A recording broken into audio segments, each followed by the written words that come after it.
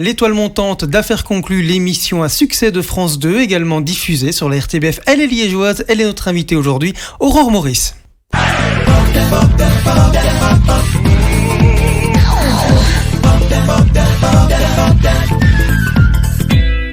Aurore Maurice, bonjour, bienvenue dans ce studio. Toutes et tous.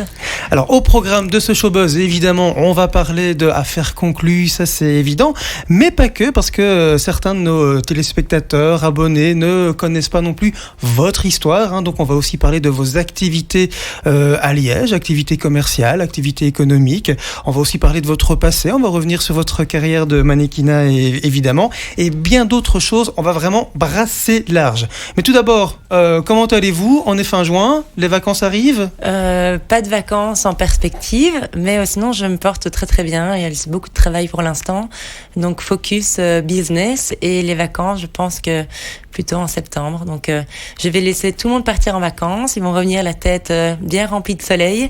Et moi, comme ça, je pourrais en reprendre juste derrière. Et vous allez pouvoir continuer à surfer, on va se tutoyer, sur ton succès qui ne fait que de s'accroître ces derniers mois. On a l'impression que tout va bien pour toi. Tout va bien. Je sais pas, moi je me rends pas compte du succès. Je vois juste que ça roule, donc tant que ça roule, voilà, c'est très bien. Et qui dit évidemment un bon fonctionnement dit derrière aussi plein d'ennuis. Il y a toujours des détails à faire. Et tout roule comme sur des roulettes. On touche du bois. Je touche du bois. Alors on replante le décor pour celles et ceux qui ne connaissent pas tout ton parcours. Donc qui est Aurore Maurice ?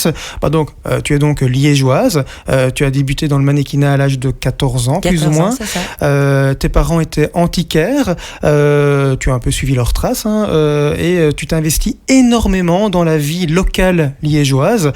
Et depuis plusieurs mois, donc, tu interviens dans l'émission Affaires conclues. Donc c'est une bio très très rapide.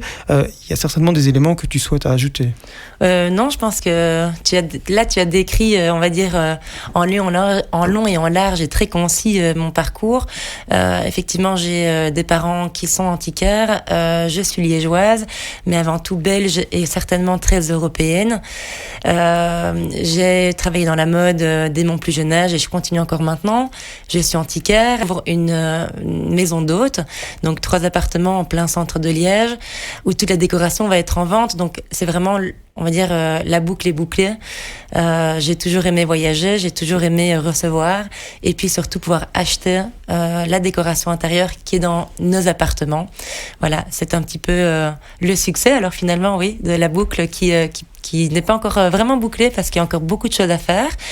M'investir dans Liège et pour les Belges et pour toutes les personnes qui, en tout cas, qui aiment notre pays et nos valeurs et notre patrimoine, c'est un but chez moi qui me tient vraiment à cœur, oui. On va rentrer évidemment en détail dans tous ces dossiers durant cette émission. On débute peut-être par le premier, la mode.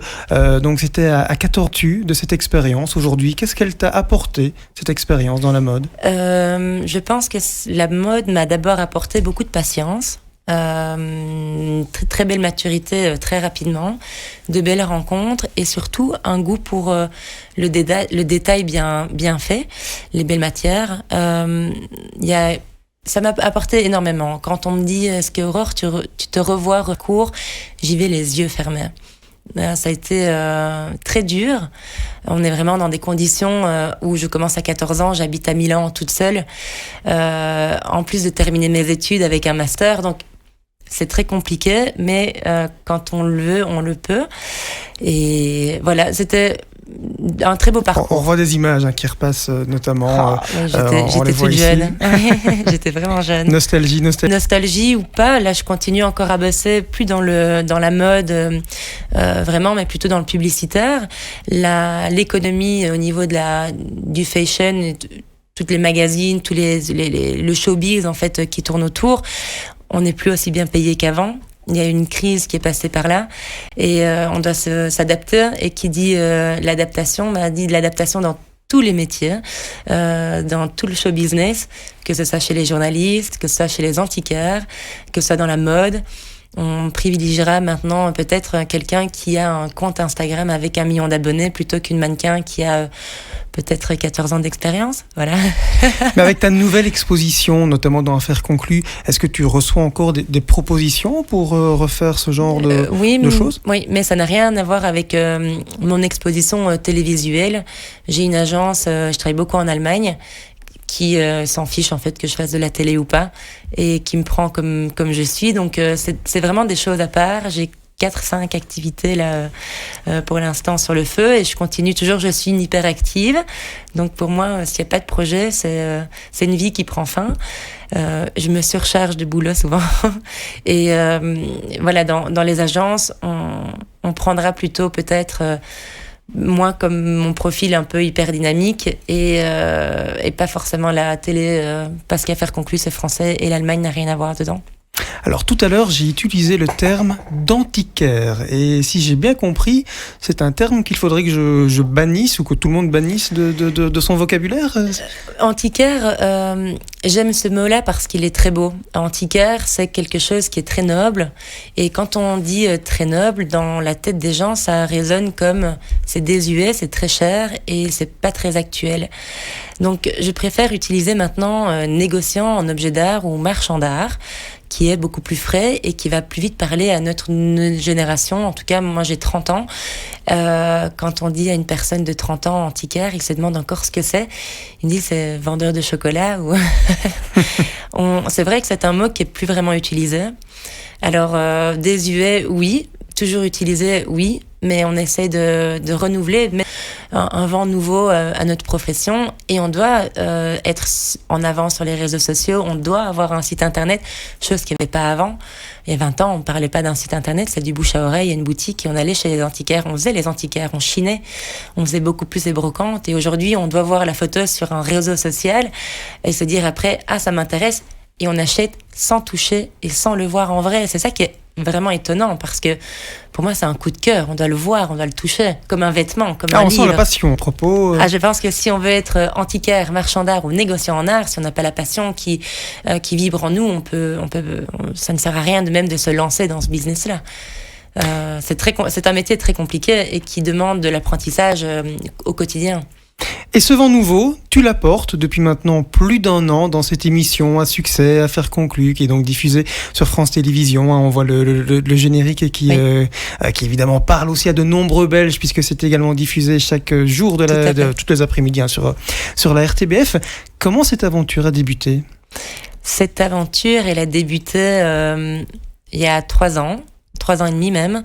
Affaires conclues m'appelle, la production, et participé à un casting et après ce casting en fait ils sont très contents en fait de mon profil et ils me proposent de participer à l'émission et moi un nom directif en disant ça ne m'intéresse pas, vous n'avez pas des objets qui sont pour moi. C'était beaucoup de la brocante. Je travaillais encore avec mes parents à l'époque.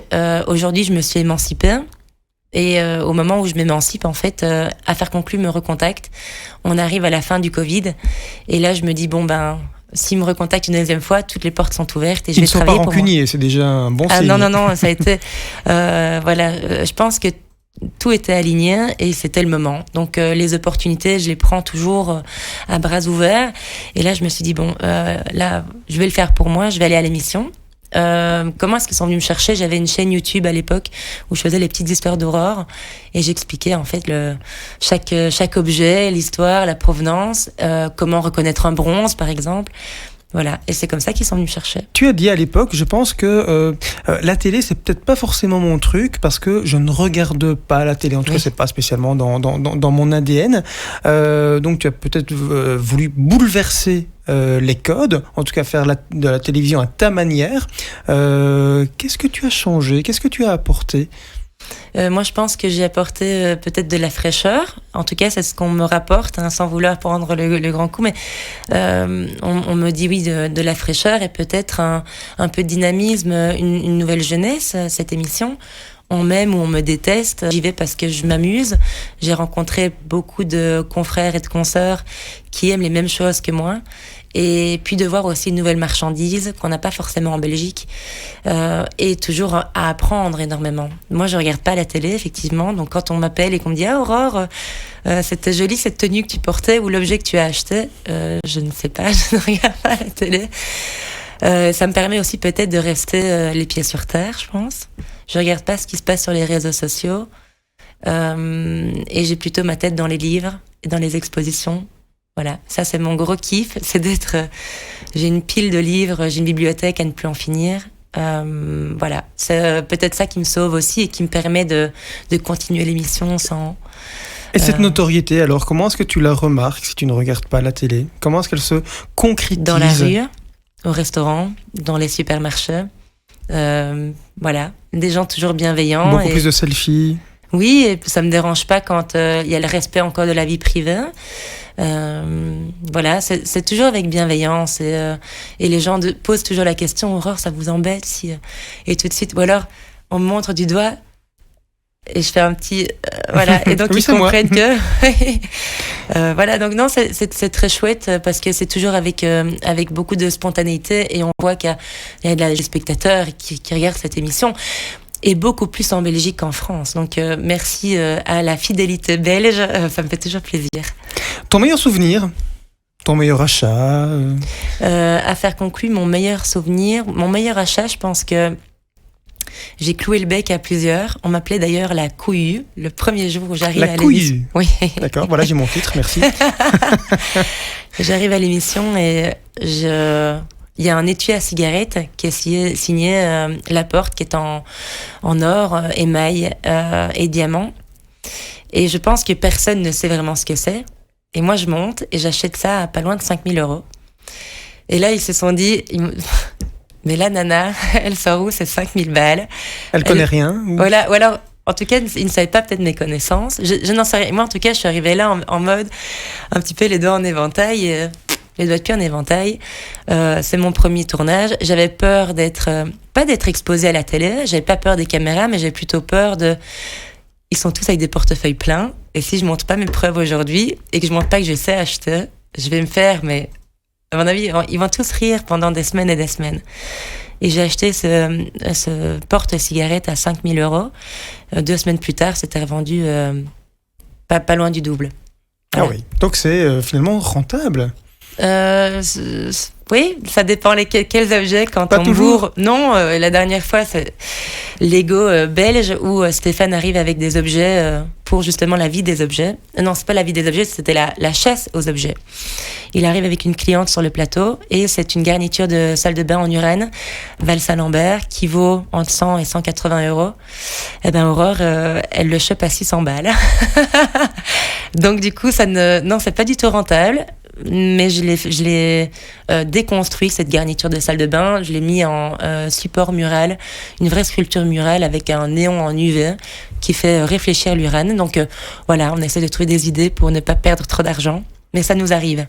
En tout cas, c'est intéressant ce que tu dis, puisque évidemment, j'ai aussi discuté de ta venue, de cette interview avec notre experte télévision, Charlotte Van Bever, oui. qui d'habitude est ici avec nous, mais bon, elle est encore en vacances comme Elle a de d'habitude. la chance. Et elle me disait, même si Aurore, elle ne regarde pas la télévision, demande-lui si, d'après elle, les vendeurs qui viennent maintenant d'en faire conclu viennent davantage pour vendre, pour acheter, ou pour passer à la télévision. Ils viennent pour... C'est le sentiment qu'elle avait. Les vendeurs, ils viennent parce qu'ils veulent voir les coulisses d'affaires conclues. Ils veulent rencontrer les acheteurs.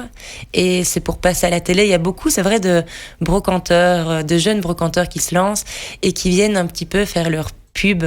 Voilà, donc c'est bien perçu et un peu mal perçu parce que finalement nous on a commencé au bas de l'échelle, on a commencé avec rien, avec aucun moyen et ils ont beaucoup de chance, tant mieux, c'est bien. Après il y a d'autres personnes qui viennent parce qu'il y a les grands-parents qui aiment l'émission, qui viennent avec un objet et qui veulent que cet objet passe, donc ça c'est génial. Non, c'est assez éclectique comme les vendeurs et puis comme clientèle. On a des jeunes de 18-19 ans comme des vieilles personnes qui en ont 80. C'est très chouette. Et comment est-ce qu'on tire son épingle du jeu quand il y a de plus en plus d'acheteurs ? Je sais pas, parce que moi je reste comme je suis d'habitude. J'ai fait des blagues qui sont pas drôles. On l'a remarqué. Je fais des blagues qui font peut-être pas rire tout le monde, mais moi en tout cas je m'éclate, et si je m'éclate, je continue à faire l'émission. Et si je viens ne plus m'amuser, en fait, je vois plus l'intérêt de le faire. Voilà. Tu fais quoi des objets que tu achètes? J'arrive à les vendre d'un coup, donc l'objet passe à la télé. J'ai pas mal d'appels derrière qui me proposent des offres. Soit c'est des coups de cœur et je les garde. C'est le plus grand malheur des antiquaires, des marchands d'art, évidemment. On achète toujours parce qu'on a un coup de cœur. Donc ça passe d'abord à la maison. Ça fait un petit test, un moment test chez moi, ou dans les appartements qui sont à louer. Ou alors c'est revendu, voilà. C'est un petit peu, ça dépend lesquels, ça dépend comment ils sont. Quand ça prend beaucoup de place, évidemment, plus vite c'est vendu, mieux c'est. Une question qui revient souvent sur les réseaux sociaux d'Affaires conclues. Est-ce que tu as une limite budgétaire avant que tu n'arrives dans l'émission? J'ai pas une limite. Montrer aux clients et leur faire comprendre qu'il faut rester raisonnable. Quand on achète quelque chose, par exemple, c'est comme si je vais donner l'exemple d'un verre avec de l'eau dedans. Le verre avec de l'eau, il vaut peut-être 5 €.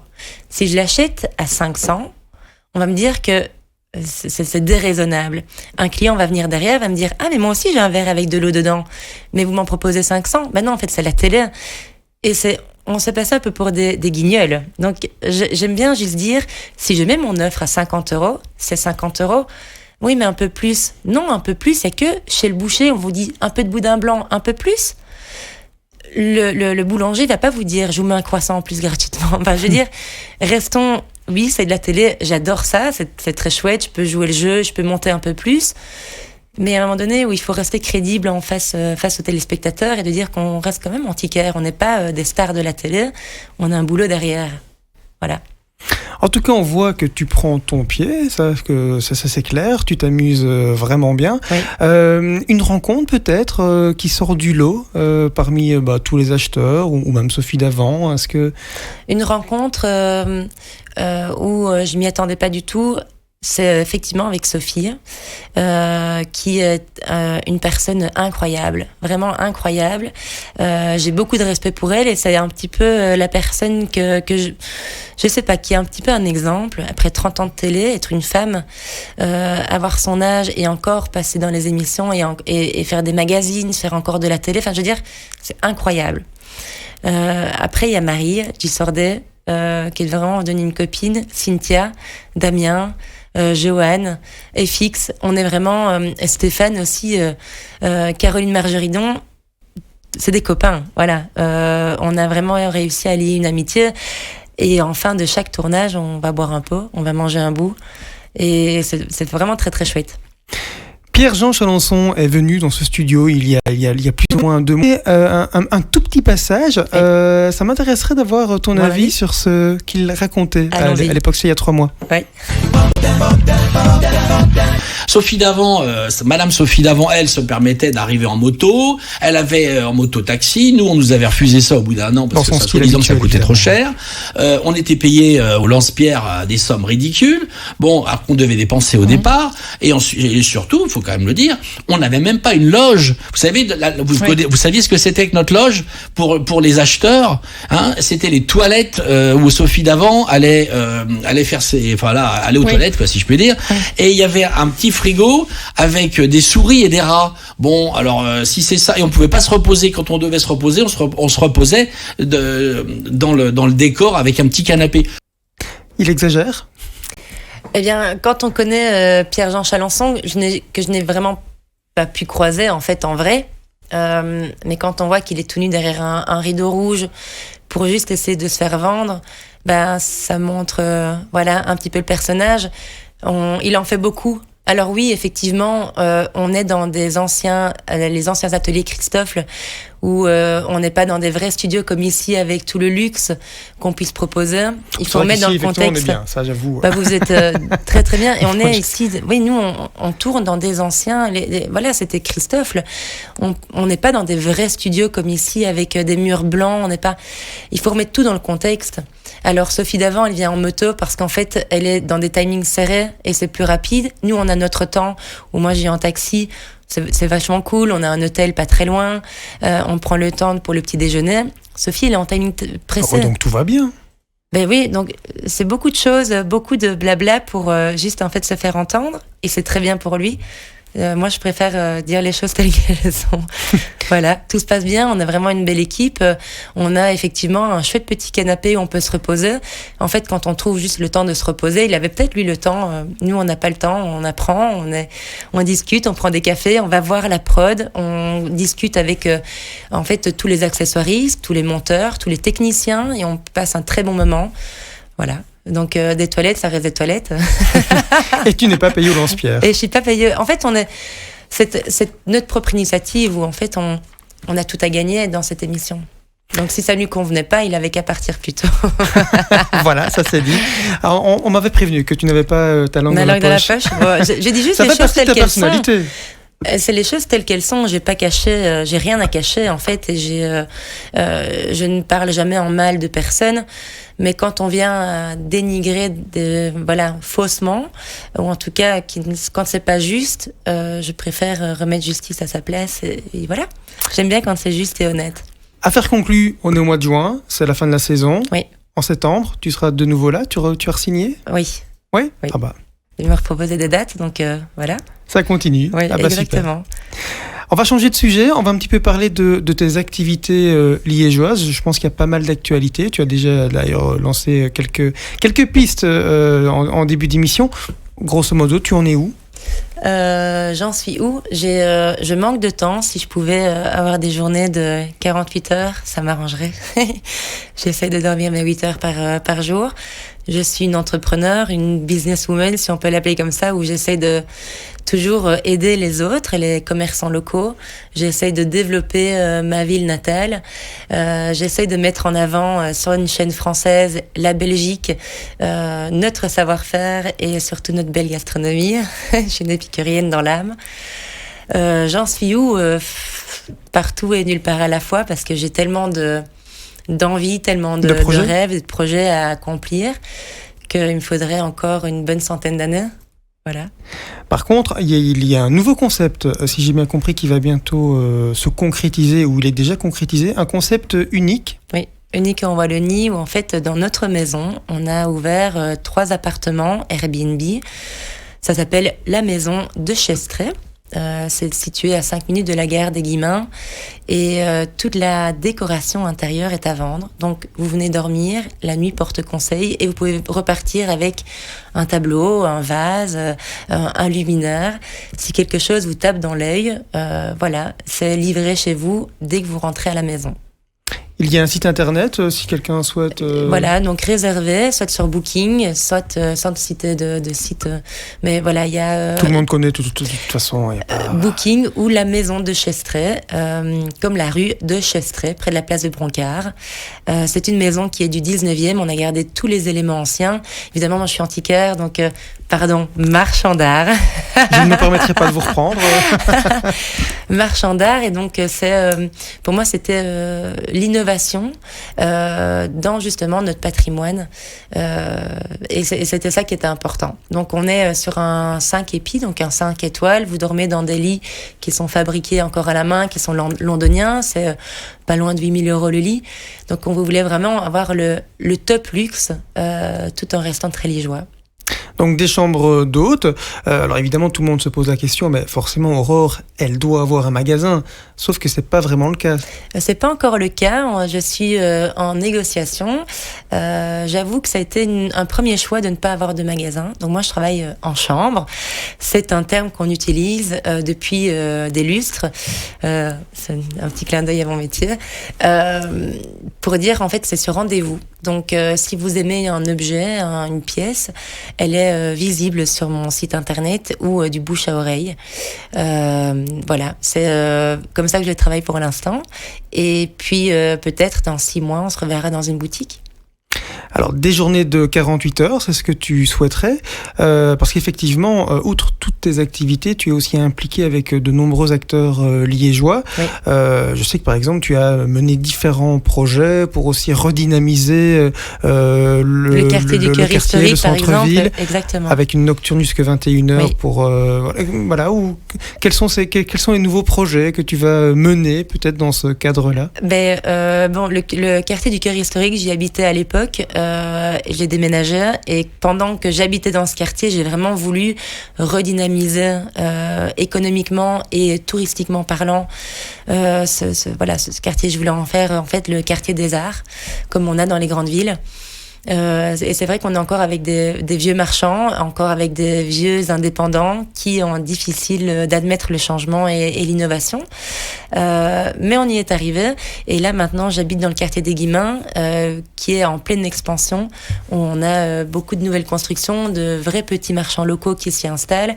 Et dès que ici, je termine mon projet, je termine mes derniers projets, eh bien, je m'y attelle. C'est dans notre intérêt à nous, en fait, en tant que marchand, en tant qu'entrepreneur, en tant que propriétaire aussi, peut-être d'une maison, de faire développer un quartier et de le faire fonctionner. Alors je suis très embêté, je ne te remercie pas parce que c'est vrai que quand je mène des interviews, j'aime bien aussi trouver un petit truc pour un petit peu embêter la personne que j'interviewe. Ça a été très compliqué ici parce que là je suis obligé de clôturer sur en fait le fait que tu es aussi quelqu'un de très généreuse. Voilà, la solidarité c'est quelque chose qui te tient aussi également à cœur, notamment tout ce que tu as mené pour les sinistrés. C'était il y a maintenant quasiment un an. On va bientôt fêter ce triste anniversaire. Une vente aux enchères que tu as organisée il y a pas très longtemps. Le bilan de 75 000 €. Où on va refaire justement un studio radio en fait pour des jeunes adolescents qui a été complètement dévasté. Le Lions Club nous suit d'ailleurs derrière où on a vraiment voulu mettre de l'argent pas dans une communication de ce qui avait été en tout cas gagné grâce aux œuvres d'art, grâce aux donateurs. On a vraiment voulu être les acteurs principaux et dire on va les réaliser ces projets. Fière, non, je suis plutôt fière de tous ces donateurs qui ont joué le jeu et tous ces acheteurs, les acquéreurs qui ont vraiment aussi acheté de très belles choses pour moins cher puisqu'il n'y avait pas de frais d'adjudication. Donc c'était vraiment très bien pour l'art, très bien pour les sinistrés, très bien pour notre ville aussi pour essayer de revivre. C'était vraiment l'idée. Bon, comme je ne l'ai pas trouvé, c'est quoi ton plus gros défaut, là où on pourrait t'attaquer? Là où on pourrait m'attaquer, j'ai un style vestimentaire qui plaît ou qui plaît pas. On dit souvent que je suis en pyjama. Et en fait, je voulais dire. Oui, aujourd'hui, ça va encore. C'est pas le cas, je ne pense pas. Mais j'aime bien les belles matières. Je m'habille souvent avec de la soie sauvage. Enfin voilà, j'aime bien les vraies matières. Et c'est vrai qu'à la télé, ça pourrait paraître comme des pyjamas. Et plus on m'attaque là-dessus, en fait, et plus en fait, j'ai envie de me remettre encore en pyjama. Je suis gauchère, j'ai une très vilaine écriture. Et là où on pourrait m'attaquer sur d'autres choses, qu'est-ce que je pourrais donner comme gros buzz?